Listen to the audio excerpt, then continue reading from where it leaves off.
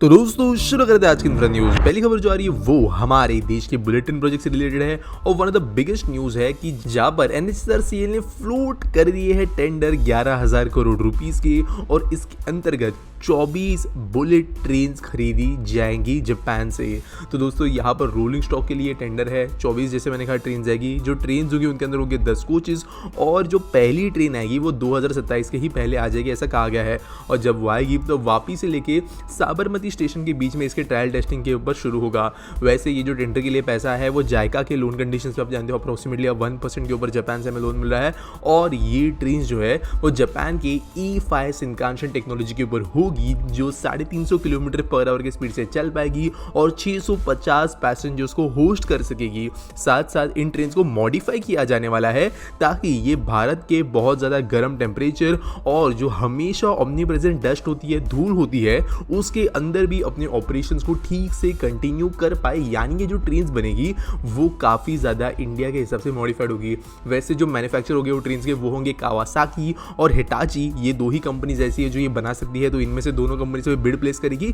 जो भी कंपनी आगे निकल कर आती है उनको बिड के अंदर से ऑर्डर दे दिया जाएगा। तो यहाँ पर one of the most interesting यहाँ कहे तो सबसे जो इंपॉर्टेंट ऑर्डर है बुलेट ट्रेन प्रोजेक्ट का वो दे दिया गया है, क्योंकि ये एक्चुअल में जो बुलेट ट्रेन होती है उसका ऑर्डर है। तो यहाँ पर जल्द ही हमें ये ट्रेन इंडिया में आते हुए नजर आएगी। अगली दोस्तों जो खबर आ रही है वो है ministry of road transport and highways, जिन्होंने कहा है कि वो जो हाईवेज है जो भी नॉन एक्सेस कंट्रोल भी है वहां पर बाहुबली कैटल फेंस लगाने की इन्होंने बात की है। तो ऐसे थोड़ा इंटरेस्टिंग नाम दिया गया है। लेकिन आप जानते हो कि हमारे देश के अंदर कई बार नेशनल हाईवेज के ऊपर जो गुड्स होते हैं वो अपनी गाय बकरियां वगैरह लेकर आते हैं, जिसके कारण कई बार ना सिर्फ ह्यूमन लॉस होता है लेकिन यहाँ पर जो है हमें मॉनिटरी लॉस व्हीकल का देखने मिलता है, कैटल लाइफ का लॉस देखने मिलता है, फार्मर्स के यहाँ पे जो एसेट्स होते हैं उनमें लॉस देखने मिलता है और कहीं ना कहीं पर लैक ऑफ एजुकेशन इसके लिए जिम्मेदार है। तो यहाँ पर NHAI ने डिसाइड किया कि वो कई सेक्शंस के अंदर ऐसा काम करेंगे।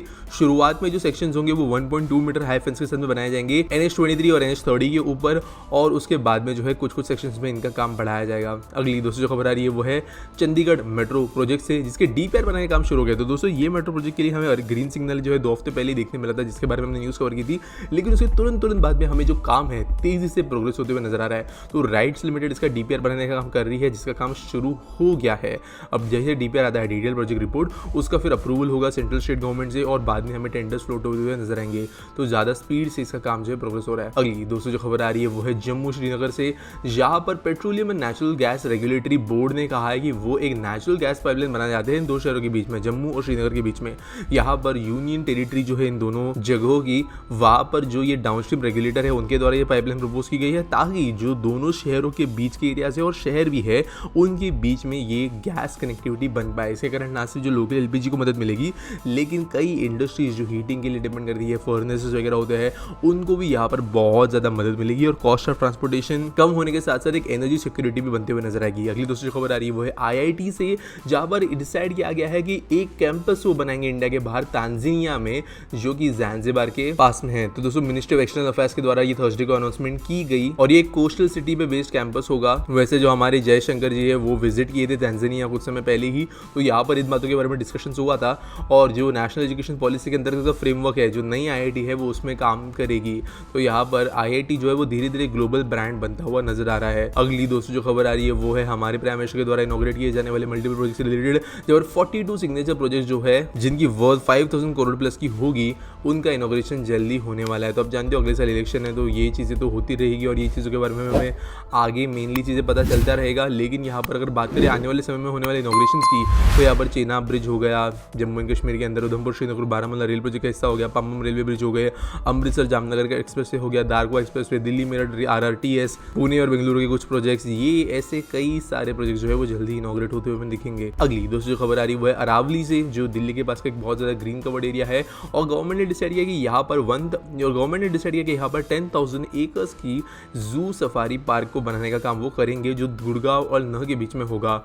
2 सालों में इसका फेज 1 कंप्लीट किया जाएगा और इसके कारण एक सफारी काइंड ऑफ टूर यहाँ पे लोगों को मिलना शुरू होगा। अगली दोस्तों जो खबर आ रही है वो है गवर्नमेंट ने लगाया एक एस्टिमेशन से रिलेटेड। तो यहाँ पर गवर्नमेंट ने कहा कि 2023 और 2047 के बीच में जो इंफ्रास्ट्रक्चरल डेवलपमेंट है उसको करने के लिए गवर्नमेंट को 845 से लेके 880 लाख करोड़ रुपीस का बजट लगेगा। यहाँ पर हाईवे से लेकर elevated tracks, 4,500 kilometre of bullet train corridors, train के अंदर कवच सिस्टम को लगाना, जितने हाईवे सिस्टम्स है उनके लेंथ को 1.6 टाइम से इंक्रीज करना, urban transit systems, network connectivities, financing commissions को बनाना, स्कीम्स को है जो इंप्लीमेंट करना, फ्रेट सेक्शंस को बढ़ाना, ऐसे कई सारे जो है अलग अलग प्लान इसके अंदर लिखे गए हैं जिसके लिए गवर्नमेंट को ऑलमोस्ट 1,000 लाख करोड़ रुपए की जरूरत पड़ेगी आने वाले साल 2047 तक। तो एक बात यहाँ पे अच्छी ये समझ में आ रही है कि गवर्नमेंट ने इतना लंबा तक का बजट तक प्लान कर रखा है और उस प्लान में होगा क्या, कहाँ पे क्या बनेगा वो भी प्लान करके रखा है। अगली दूसरी खबर आ रही है जेवर इंटरनेशनल एयरपोर्ट से, जब यूपी गवर्नमेंट ने रेलवे बोर्ड को एक लेटर लिखा है यहाँ पर रेल कनेक्टिविटी प्रोवाइड करने के लिए। अब जो मेट्रो तो बनी रही है, हाईवेज बन रहे हैं मल्टीपल इसको कनेक्ट करने के लिए,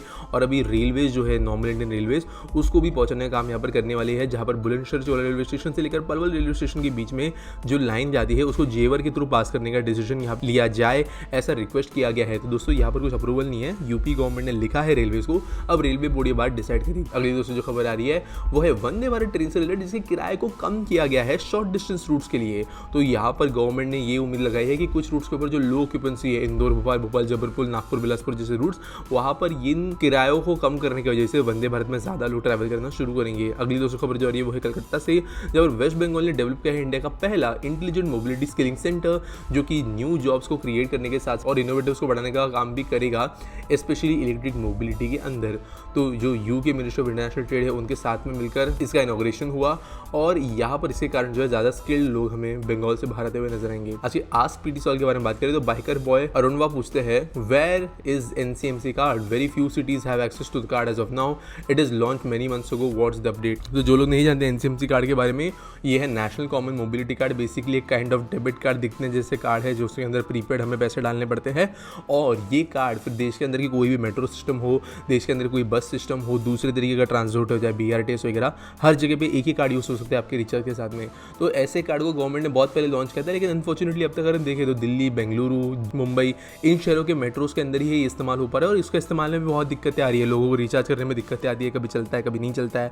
मुंबई के अंदर वैसे बसेस के अंदर भी ये चलता है, लेकिन जो विजन रखा गया था कि देश के अंदर जितना पब्लिक ट्रांसपोर्टेशन है उस पर इसका इंप्लीमेंटेशन होगा, वो ढंग से हो नहीं पा रहा है। ये हो इसलिए नहीं पा रहा है क्योंकि जो इंप्लीमेंटेशन करने का डिसीजन है वो लोकल जो संभालने वाली बॉडी है उनके ऊपर है, और वो लोग कभी कभी जो है, हम जानते हैं कि हमारे गवर्नमेंट के अंदर काम कैसे होता है, तो कहीं पर स्लोनेस है, कहीं पर अनविलिंगनेस है चीज़ों को चेंज करने के लिए, और ऐसी दूसरी कई सारी दिक्कतें हैं जिसके कारण कहीं ना कहीं पर एनसीएमसी कार्ड जो है अब तक जितना अडेप्ट हो जाना चाहिए था उतना देखने नहीं मिल रहा है। साथ साथ एनसीएमसी कार्ड जो है कई जगह पे जो है एक टेक्नोलॉजी के एडिशन को डिमांड करती है। जैसे पुरानी बसेस वगैरह है तो वहाँ पर कंडक्टर सिस्टम खत्म हो जाता है, आपको बेसिकली चढ़ते हुए एक जगह पे टैप करना है, निकलते हुए एक जगह पे टैप करना है।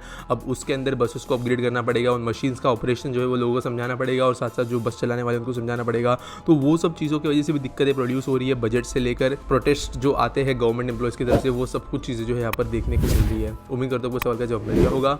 मिलेंगे अगले वीडियो में।